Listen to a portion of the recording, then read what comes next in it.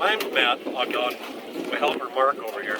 We work for Premier Pyrotechnics. This is our third year here. We shoot on pontoons here. This is kind of the setup. We're about half set up. We started yesterday. We put all the racks on the pontoon, screwed everything down. That took about 2.5 hours, 3 hours.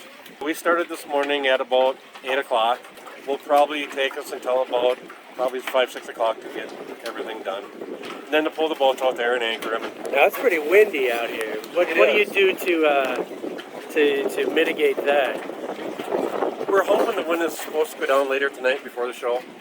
And we have the luxury on the water of moving farther away from the crowd. And so that helps a lot to be able to do that. These are called fidelity chains. Everything is wired. Computer electronics, show. You see how the orange wires are leading to a little box, and then they go to our main control panel. Our biggest shells are 8-inch, all the way down to our small shells are 1-inch. So this is a 4-inch shell. Okay, imagine a baseball with a Dixie cup on the bottom. In this Dixie cup is the powder, the black powder that lifts it out of the tube. So our fuse, once we light it, it goes down into the bottom. When that lights, it goes up. In the meantime, there's a fuse that goes from there into the shell. And it's timed just perfectly, so once it gets up to its height, it breaks and does its effect. And these are the fuses that we hook to when we hook our little wire to it.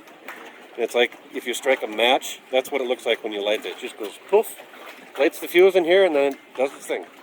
We do have a couple that go into the water. Again, I think we've had them before here, and those are really cool. They shoot out, and they kind of just land in the water, and they do their effect coming out of the water. Wow. Yeah. So people think they just kind of go bloop. They think they're a dud or something, and oh, that wasn't very good. And then they come out of the water and do their effect. So this we call it a module box, and there's 32 numbers or 32 cues on here is what we call them.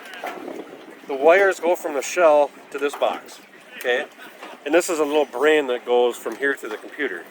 When the computer says, I want this box to shoot number 27, it shoots number 27. Once we go, I hit start, and we sit back and watch the show.